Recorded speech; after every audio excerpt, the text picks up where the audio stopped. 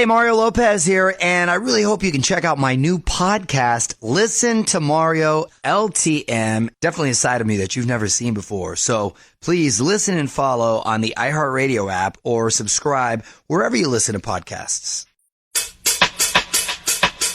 This is Incredible Health with Dr. David Vitko.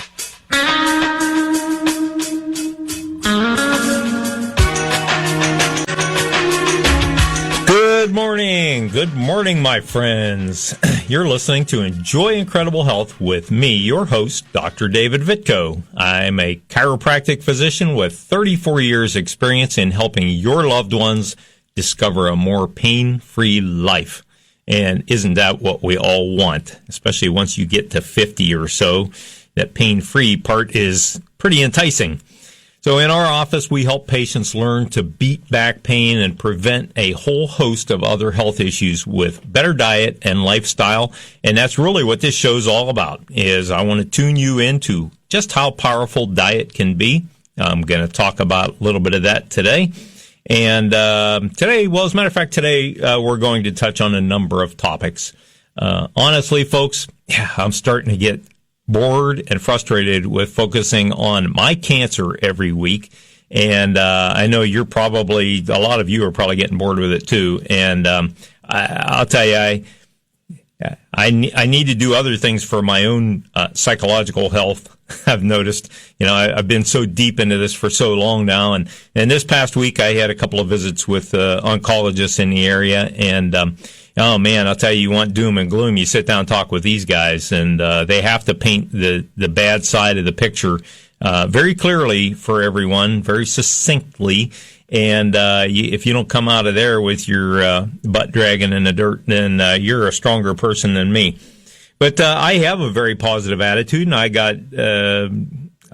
feel very strong in my faith, and I feel strong faith in what I've chosen to do to bring myself back to health, not just to get rid of the cancer, but to restore full health. And man, I've learned some things about that this week that I'm going to share with you that everyone can benefit from. I swear that this probably affects a larger percentage of the population than we think. But so I've settled on a treatment format. I'm going to talk a little bit today about this, and then I'm on to other things. And I want to take your phone calls today. If anybody wants to call in, I'd love to hear from you. Let's talk about some things. You got some things on your mind, questions, whatever, comments, feel free. And the number is 330-729-9977. That's 330-729-9977. And I would love to speak with you today and love to hear from you. So if you'd like to call in, do so at any time, because I don't have anything real pressing to get into, but I do want to kind of let you know where everything's at, and so I can move forward this week without having to worry about filling everybody in individually. I have a lot of people that call and send cards and stop by the office and things, and I really do appreciate all that, folks. Really do deeply. But there's a time when we have to say, okay, this is what we're going to do. Let's move on with life, and let's focus on life, not treatment, and not cancer, and not all the bad stuff. I think the positive end of things is so important. And once you know how you're going to deal with a major illness or a major issue in your health, then get on with what you're going to do with it and enjoy your life too, because life is precious. Every day that I wake up, I thank God for that. And I try to find joy in every day. I know that sounds cliched and it sounds crazy, but man, there's something to be said for that, because someday when you get to a point where life may look a little shorter than you think, it kind of brings everything into a clearer picture, and you start to really appreciate every day that you have and every minute in many ways. And so, anyway, so I'm going to share with you what I plan to do over the next 6 weeks or so. It's a pretty clear-cut plan. The only thing I haven't settled on is my diet 100%, because you would think that'd be the first thing I'd figure out, right?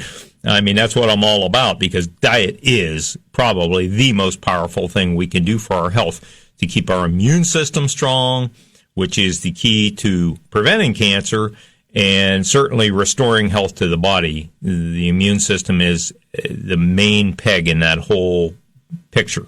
So we need to do that. So, and diet is critical. And I still wrestle with the fact that I ate a very, very, very healthy diet and ended up with cancer. And every oncologist I've spoken with, every medical doctor I've spoken with said, it's not your fault. You know, it's definitely not your fault. You did everything you could. And I still have questions in my mind about that. You know, is there something I was missing? Is there some little part of the puzzle I was missing? And today I'm going to talk about one little part of the puzzle that definitely is missing in that picture, and it's come to light again, and I've got back on track with fixing it, and I'm going to tell you about that because you may have an issue with this as well. So for the cancer thing, I've chosen an alternative medication program from a company called Care Oncology. It's a British company with an outreach here in the good old USA. And they prescribe prescription services for commonly used medications that also have very strong evidence-based cancer-fighting properties. And so these will really remain a big part of my cancer treatment, my personal choice in my treatment. My oncologists that I'm working with now have an open mind and are willing to accept that, and they don't think it'll interfere with anything, so I'm going to keep going on that. And there are basically 3 medications. There's 4, but one gets rotated month to month. And I feel good about those because, honestly, between that and my diet, in many ways, I feel like I've improved in the cancer itself because I have less symptoms. I'm able to cope better with the symptoms. They interfere less with my life, and something is making a difference. And I wish I could pin it down to exactly which one it is, but something is making a difference, and so I'm going to forge ahead with what I'm doing. The only exception to that whole picture is, you know, when I told you I was on a ketogenic diet, and honestly, folks, I always say this, and you've heard me say this before, there are very few things I can speak to and say, I know this to be a fact for sure. But I can tell you this about a ketogenic diet for certain. No one is meant to be on a ketogenic diet long term. I can tell you physiologically, it may have helped to stifle cancer growth. I don't know that for sure, but the theory sounds good, and I still believe that it has validity. But I also know that it beat the hell out of me. And I literally have kind of run myself down over the 5 weeks that I did that to the point where, honestly, food really repulsed me to the point where I dreaded the next meal. I didn't even want to look at food. I would get nauseated just thinking about food. And I'll attribute that to the diet, not to cancer, because for the last week, really the last 4 or 5 days, I've opened up my diet. I'm eating more vegetables. I'm eating a lot more fruit. And I'm eating more carbs than at least than I have certainly over the last 5 weeks. But, I'm probably back to the number of carbs that I've eaten, good carbs, complex carbs into fruits and vegetables. And I've cut back on the fat. And I'll tell you what, between that and taking an iron supplement, because I had my blood tested and I found that my iron was actually 8 points low, and that has to do with the fact that my esophagus is losing some blood inside, and I noticed that too in my stool. But all those things taken together, I was dead tired, and I mean to the point where I could see 1 or 2 patients and I had to go lay down. It was that my energy was that low, and I was sleeping 14, 15 hours a day. I just couldn't do anything else. And I'll tell you, the iron was a big part of that. And I don't know necessarily that ketogenic diet played into it. I'm sure that it, usually in a ketogenic diet, you're eating a lot more fat, which means you're also probably eating more meat, even though I tried to keep my protein under control too, because that tends to feed cancer as well. But you tend to take in more iron with a more ketogenic diet because you eat more animal products, and that is the best source of iron, or the easiest source of getting iron into your body is animal products or meat. And so even though I was taking more iron in, my iron was deficient, severely deficient. And I can tell you that after 5 days of just taking like 60 milligrams of iron a day, my energy is back to pretty good. I mean, it's not top of the line yet, but it's way good. And I'm able to function much better just after 4 days.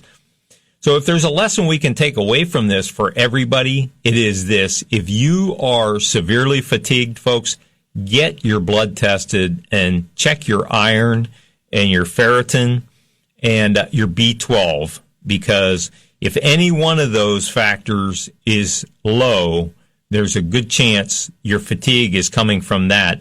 And it may only be a week or two away from having your energy back to top levels if you just get that checked and start to take care of it.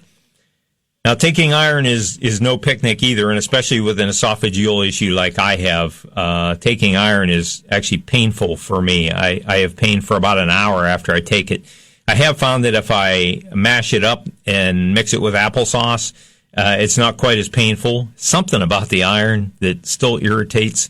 I think because my esophagus is pretty raw inside, obviously to the point where it was bleeding, that maybe has caused a lot of the pain. It gives me chest pain. But I'll tell you what, I'll trade having my energy back and feeling like a human being again for a little bit of pain, no question. So, you know, that's a rare situation. Most people, you might have a little bit of stomach discomfort taking iron. I use a chelated iron. Some people pronounce it chelated, but it's a little more digestible. It's more absorbable. And you want to, if you're going to take an iron supplement, which I don't recommend just taking an iron supplement because you feel tired, because there's other issues that could be going on too. You should get your blood tested, know where you're at. It's a simple blood test. It's not very expensive at all, and it's worth it.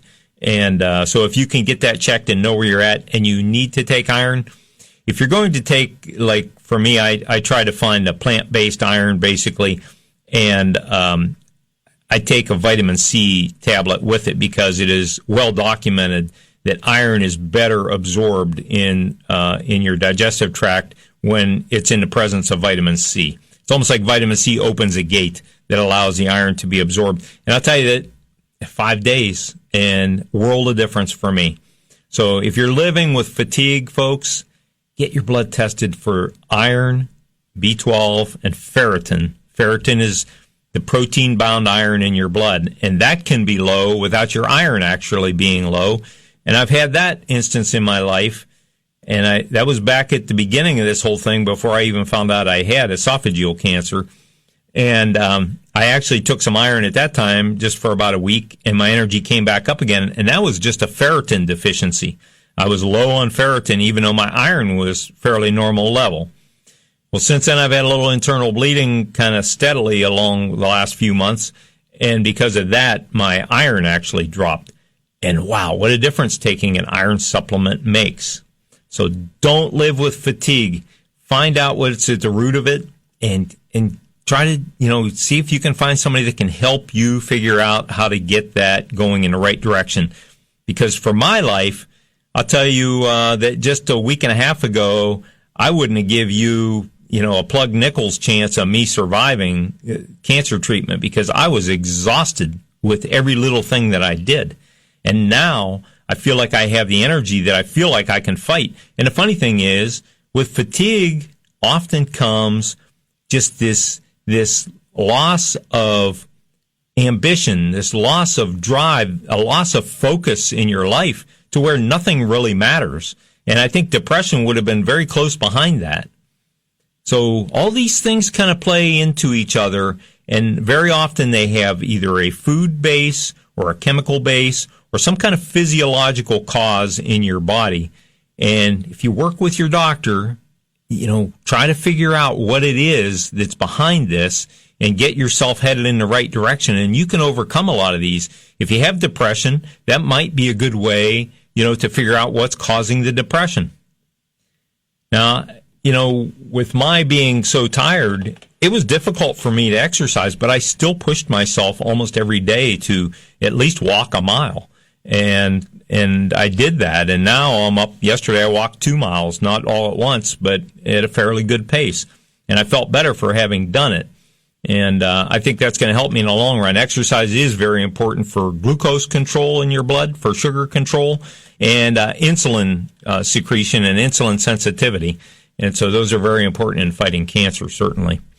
Okay, I have a call from Bill and Sharon. Good morning, Bill. It's Dr. Vitko. How can I help you? Good morning, Dr. Vitko. I concur. I have COPD, so going out, I try to walk every day, and sometimes I have to stop and catch my breath, but some days I can get a pretty good hike in, and I think that's probably one of the best things you can do. You're probably familiar with this, but a few years ago I started taking iodine supplements and oregano oil. Okay. And I think they both help my immune system, and I think oregano oil has antifungal properties. Right. And you were talking about the iron, and don't you have to be careful when you take iron? You don't want to take calcium with it. I think the iron binds to the calcium or something, maybe, and it doesn't act properly the way it should. I'll tell you, it doesn't absorb. I think anybody that's going to take iron should really make sure they have a deficiency first, because if you're taking iron, and you can get iron poisoning actually in your body by getting too much iron, and it's very possible, and nobody should just take it, at will. If there's a small amount in a multivitamin, it's probably not going to hurt you at all, but if you're taking a dedicated iron supplement, there are different things. I don't know that calcium is a big problem. I don't think calcium is an important supplement for any of us. It's never been demonstrated that taking calcium supplements actually makes a big difference in bone density, first of all.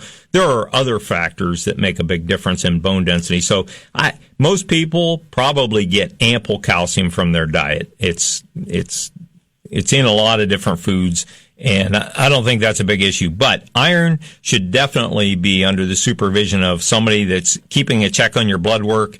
And like, for instance, for me, I'm taking iron now. In about 2 weeks, I'll test my blood again or have it tested to make sure that, I'm not getting too much. And because that can be an issue too. But the funny thing is, like for me, once you have an iron deficiency, you'll know when it starts catching up because you actually do feel significantly better. And so, but it's not something that should be done willy-nilly, as I like to say often.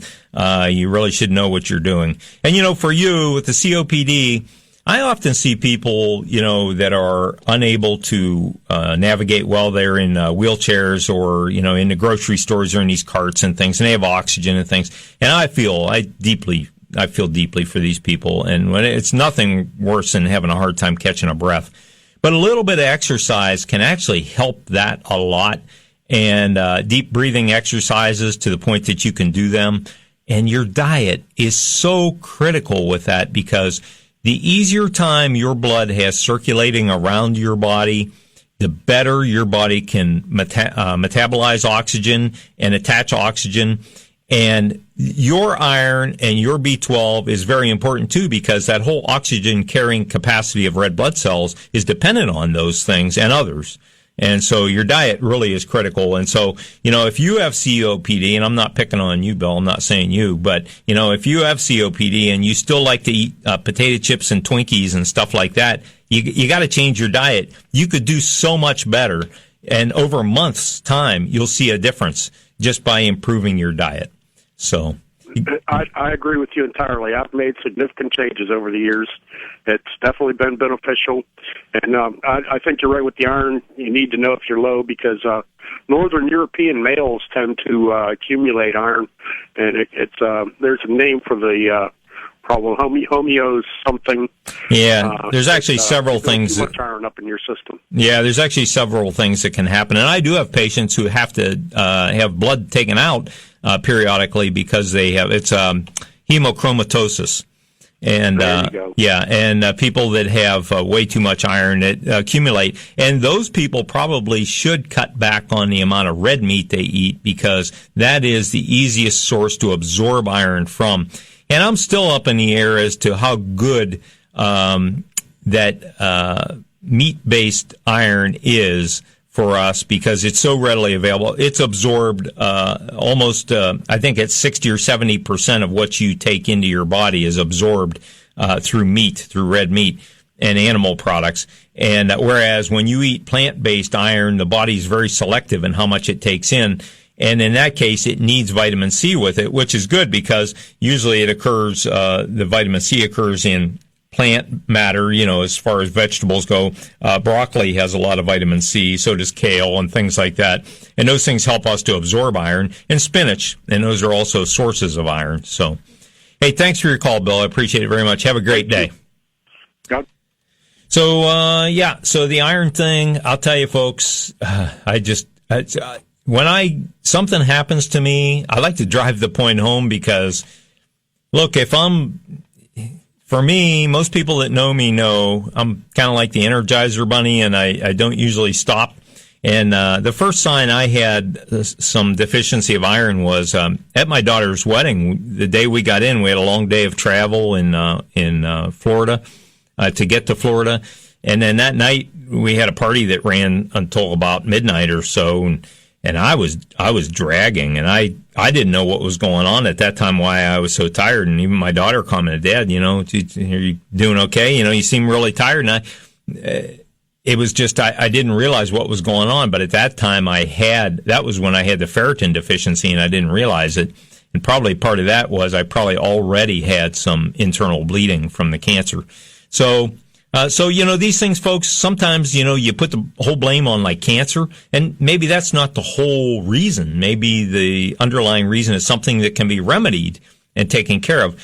So like if you have cancer or you have some other major disease and you're under the care of a physician and you feel fatigued or you have symptoms of, I don't care if it's, you have constipation or diarrhea or you have a cough or you have lightheadedness or you get tired easily. Make sure your doctor knows about it because, and don't just mention it and let it go. Make sure they check it out for you because there could be some easily resolved underlying issue. It's not going to fix the whole health issue, but it's going to help you to fight what's there because if your iron's low, if your B12's low, your immunity is going to be low and your immune system is not going to function as well. And let me tell you, nothing fights cancer or heart disease or any other, infections, fungal infections, whatever happens in your body. Nothing fights it better than the good old immune system that God placed into each of us at birth. It is so complex that even the brightest physicians have no clue really how it works. Oh, they might know little chemical reactions. They might be able to recite some cascade of chemical reactions that happens in a immune response. They still don't know anything, let me tell you that. And, hopefully these guys, I didn't burst any egos there because I think more and more, doctors today's egos are a lot smaller than they used to be because we know so much more that we realize we don't know very much. So, it is, truly the glory has to be given to God because that is such a complex picture. If you want to tell me that happened by chance, I want you to explain to me how that system happened by chance. You're listening to Enjoy Incredible Health, and it's Dr. David Vitko, and we'll be back in just a few minutes, folks. Thanks.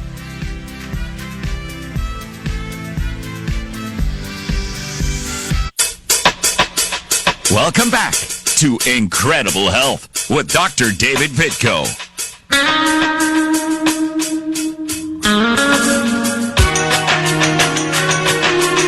Alrighty. Well, we're back, and for the second half of the show, which always flies by, but I'm going to try to get some things in here. And again, if you want to call in, folks, 729-9977. Great call from Bill. I like it when we can share something about ourselves that helps other people. And Bill, you did that. Great job, buddy. 729-9977, and it's 330 area code. So I want to tell you about, folks, this past week I visited some oncologists and in the area, and I've opened my view a little bit of incorporating some standard medical treatment in with what I'm doing. I'm not doing the gold standard because, as I told you before, that involves cutting out the esophagus, and come hell or high water, I'm going to die with my esophagus, and I don't care if I die early. I'm not going through that whole thing, and I just, at 60 years of age, you know, I've helped a lot of people, and I hope to help a lot more, and I hope that hopefully I'm on the right track and I'm doing what I need to do. And I feel confident in that, very confident. And I'll tell you, my confidence was built a little bit here. I went to the Hope Center for Cancer Treatment here in Boardman, and wonderful people there. And I know everybody thinks I have a rosy view because everywhere I go, I meet these wonderful people. And I can't help that because they are. I mean, everybody's been just knocked down great everywhere I've gone so far. You know, Southwoods, the people are fantastic, very professional, very nice, very courteous, bend over backward to help you. Again, with the Hope Center, and now at Mercy Health downtown in the Radiation Center for Cancer. Just phenomenal people. I appreciate it. So at the Hope Center, there was some little books on the desk that were very good, and I grabbed one, not really thinking too much of it, because it said God's Creative Power for Healing on it. And it's written by a farmer minister named Charles Capps. And Charles Capps, it wasn't in the book, but it's just this little booklet, basically. And what this book talks about is, let me give you a little excerpt from it. The purpose of this book is to reveal the principles from God's Word and instruct you in how to cooperate with and apply these principles in obtaining healing. I think it's really important because, honestly, I've always felt pretty self-conscious about praying to God and asking Him to heal me because, and this might sound kind of strange, I don't know, but I just feel like there's probably a lot more people out there that deserve healing better than I do, more than I do. And so I feel a little bit funny about asking for that. But he talks about how we all actually deserve that healing, and we all have that healing built into us. And I believe that goes right in conjunction with my beliefs in the immune system and how we have such a powerful immune system that is built into us by God. And if we just know how to leverage that immune system and boost it, we are going to do much better, and we are going to find healing. And we are at least going to be healthier and maybe feel better overall in the whole picture, and feel better about ourselves psychologically, which all plays into the healing process. So this Charles Capps that wrote this, again, he was a farmer. I think he was born in the 1920s, and he has passed. He passed at 80 years of age, and but he wrote some great books. And he says in this, he says, your words are building blocks of which you construct your life and future.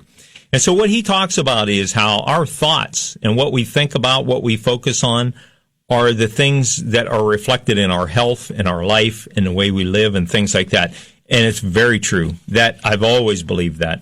So his books are available at, he's gone, but he has a family that has carried on with this. It's www.cappsministries.com. That's CAPPS ministries.com online.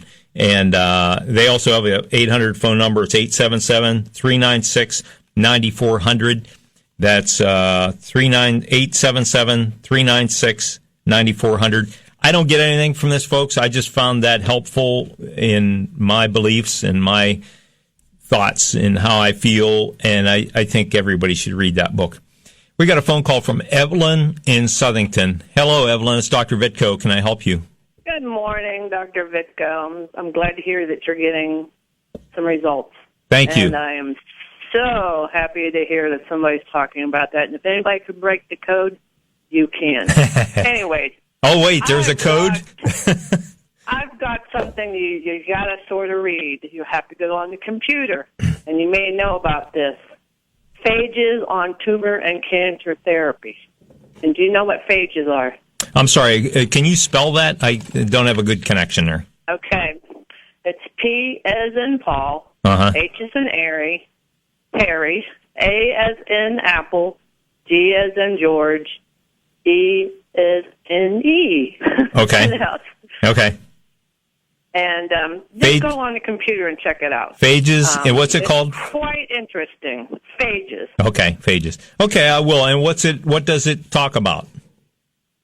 It's how it attacks certain cells. This has gone on, the phage therapy, since the 1930s, I'm sure. Uh-huh. But also, like the HPV virus, that is a shot. Right. So, you know all about that. Yeah, well, a little bit. Prevents cancers. So what, in essence, they're saying, and it's just theory, but it's very interesting. Okay. About how cancer can be like a virus in a bacterium or bacteria. Certainly. All cancer starts as an inflammatory process that gets out of hand in one way or another. And certainly viruses can do that. Fungus can start that. Even in the case of esophageal cancer or gastric cancer, stomach cancer, it could be a result of acid reflux and things along. So any kind of irritant in the body can be the beginnings of cancer. That's why some people may get some kind of results with one treatment and not another. It may have to do with the beginnings of it. But once cancer gets going, they all have the similarities in their metabolism. And so that's where the glucose idea of decreasing glucose in the body, controlling your insulin sensitivity in the body through how you eat is very important in conjunction with what else you're doing. But do you have anything to add to that? Are you good? Yeah. You know what they say about this area, or Ohio? Yeah. It's the rust belt and the cancer belt. Yeah, no doubt. We definitely got to up our immune systems here. You're exactly right. And part of that may have to do with our exposure to vitamin D. A significant vitamin D deficiency has been tied to increased cancer levels. So not to give credit to these guys that are hawking vitamin D online. You can buy vitamin D anywhere. You want to take 5,000 international units a day, basically, to get any kind of results if your D is low. But here again, get it checked. Don't just throw something at it. It's like throwing things against the wall, and if something sticks, then that's the answer. You need to get checked. So thank you so much for your call. I appreciate it. Have a great day. You too. Thank you. Bye-bye. Bye. So this the little book, God's Creative Power by Charles Capps, and he wrote many others. The guy was a farmer, and he actually quit farming in the late 1970s because he had so many invitations to speak once he wrote this little book, and it empowered people to see that maybe there was a better way to approach the whole prayer. And he was a godly man, don't get me wrong. That he wasn't looking for alternative ways. He was praying to God, but it was an alternative way to look at it, and then just asking for healing. And it's powerful. It's a powerful little book, and I feel like I'm not maybe the most religious guy on earth, like to go to church every Sunday. Honestly, folks, I don't get quite as much out of that as a lot of people do, but I feel very deeply in touch with God in many ways, and even more so lately. I've spent a lot more time in talking to God, and because I want to understand. And I think that's part of why some of these things happen, is it brings us closer. So I want to fill you into, here's some really good news that you have no clue what kind of great facilities we have in our area. I didn't. Until you have a problem that maybe finds a solution somewhere, you have no clue what's available. And so here I am, I'm down in Florida, and I find some contacts down there that help lead me to the direction that I'm treating my cancer, through diet and through this alternative medication thing. And I think that those things are going to be very helpful for me. But I also can see the writing on the wall. And, when I look at things statistically, I know that if I get no treatment whatsoever, my odds of living 5 years are pretty much zero. And that's statistically true. Now, there are those outliers, people who have been touched and who possibly have had these miracles that nobody can explain. But am I going to sit back and and hope for that or pray for that and bet my life on it. I think that God leads us to answers if we truly search and we don't let up and we demonstrate our desire to live longer. I'm 60. I've lived a lot of good years, but I still feel like I've reached a point in my life where I have the potential to help a lot more people. This radio show is big in that.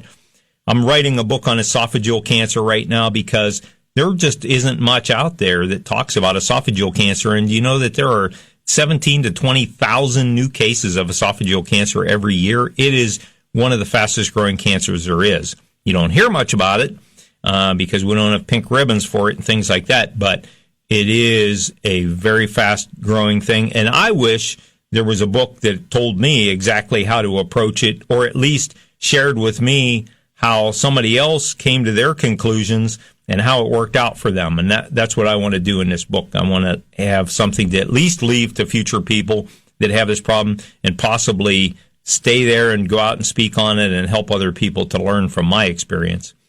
But so one of my experiences is now, I'm meeting all these oncologists, which can really drag you down because these guys give you the worst case scenario. They have to.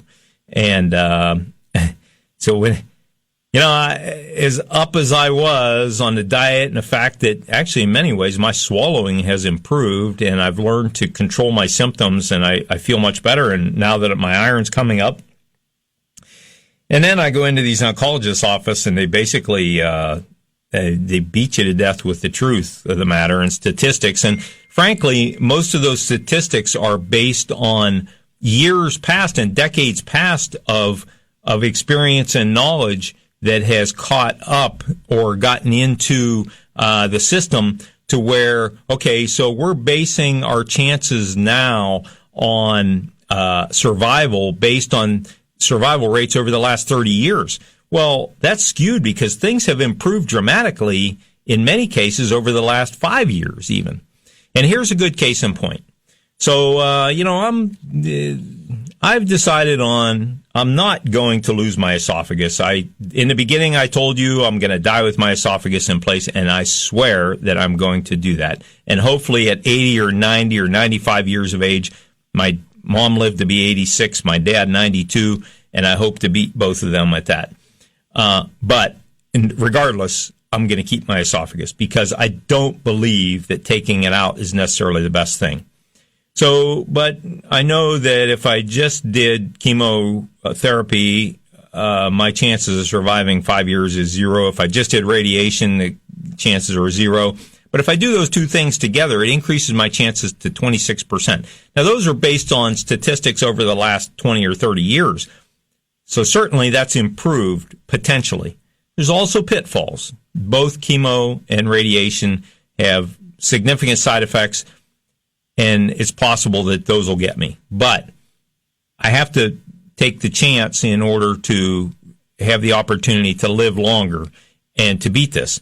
And so I've chosen to do both chemo and radiation, and I'm really thrilled with what I found here locally. And there is fantastic care locally. You don't need to run to MD Anderson or any of these huge, even the Cleveland Clinic. It's a great place if you can go. If you can make those trips daily and things, that's great. But if you need to do something locally, which I do, I still have to run my practice. I can't shut down. There's nobody there, no money coming in that case. So it's a harsh reality. But because of that, I'm going to treat locally. And I'm so thrilled that I met these people. So both at the Hope Center for Cancer and also at Mercy Health, which was St. E's, which is funny. It's funny how things work. But anyway, at St. E's downtown, it was Dr. Peterson and his staff in the Radiation Center for Cancer. Those people are amazing, and they're incredibly professional and very nice and caring. And Dr. Peterson is one of the most enthusiastic and positive guys, even though he gave me all the negative stuff, and I felt like crying after that and giving up. But he had to as part of the routine. But he's very positive, and he's very excited about the fact that he has there, and he's brought it in there under my understanding, some of the probably the most high-tech and the most advanced radiation equipment in the country, right here in Youngstown. Is that an incredible thing? I mean, I'll bet you didn't know about that, and I'm going to get Dr. Peterson on the show with me. He's agreed to come on, and I'm going to hold him to that, to talk about it, because the guy's enthusiastic about it, and he sees this as being potentially a hub for cancer treatment, and with the high-tech equipment that he has and the knowledge that they're building, and it's exciting stuff, folks. And I think we all need to hear about it, and we all need to be enthusiastic about the future of beating these kinds of things back. And so, look, you're listening to Enjoy Incredible Health. This is Dr. David Vitko. I'll be back in just a couple minutes, and we'll share a few more minutes of knowledge. Thank you for listening.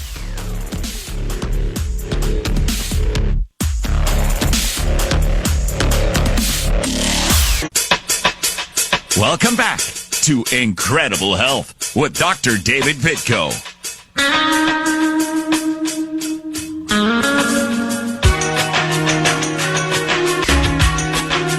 Alrighty, so we're back just for a couple of minutes here, and I want to drive home some points. First of all, and I am kind of back to functioning much better. My treatment scheme is going to be over the next 6 weeks. Basically, I have to get radiation every day and chemo once a week. And so my schedule is kind of full. My office schedule is going to be a little sporadic, but I hope to be in every afternoon except Friday, so Monday, Tuesday, Thursday, and I think I'll be able to do that. And there will be some days I'll be in the mornings as well. So if you're one of my patients, if you'd like to come in and get treated for back pain or talk to me about our health restoration program, where we help you get your cholesterol down and your triglycerides and get your blood sugar stabilized and hopefully get you off medications through your family doctor. I love it when family doctors are happy to take people off medication because they say, you don't need this anymore. That's a great feeling because you are taking one of those variables, one of those health variables out of your life that just confuses the whole picture. The picture is better if it's simple. Like for me, when I went in to get scoped and we found out I had cancer, I wasn't on anything. My cholesterol was low. My triglycerides were low. My blood pressure was great. I was good weight at that time, although I had lost a little bit by that time. And so it was easy to look at the whole picture and go, okay, this is the problem. Boom. Well, let's get on with this. If you have all kinds of different medications involved in things, it complicates the picture and it complicates your health, and it changes the way your body deals with illness. I honestly believe that one of the reasons that my cancer had not spread at the time that I got scoped, which is common for people who, when they first had the problem swallowing and they get scoped, almost always there is some metastasis or sometimes a lot of metastasis by that time to other organs. But mine was not. And I'm confident that it's because my overall health was so good in that situation that my immune system was able to keep that cancer confined. And I can't say that for sure, folks. I can't sit here and say, I guarantee you this is true. But I would sure as heck rather enter a problem like cancer with really good health. Wouldn't you? If it happens by accident of some sort in the body, genetic quirk, metabolic quirk, I don't care. Wouldn't you rather be in top health when that happens? My doctors tell me time after time, you are so lucky because you are the epitome of health overall. You have a really good chance of beating this. Is it a guarantee? No. There's no guarantees in anything. But I sure feel better going into it in that situation. So if you want better health, call my office. We'll get you set up. Come in. We can sit down. We'll do a consult. Number is 330-482-9550. That's 482-9550. Maybe we can help you get a lot healthier. This is Dr. David Vitko. You're listening to Enjoy Incredible Health, and I'll catch you back here next week, folks. Thanks so much for listening.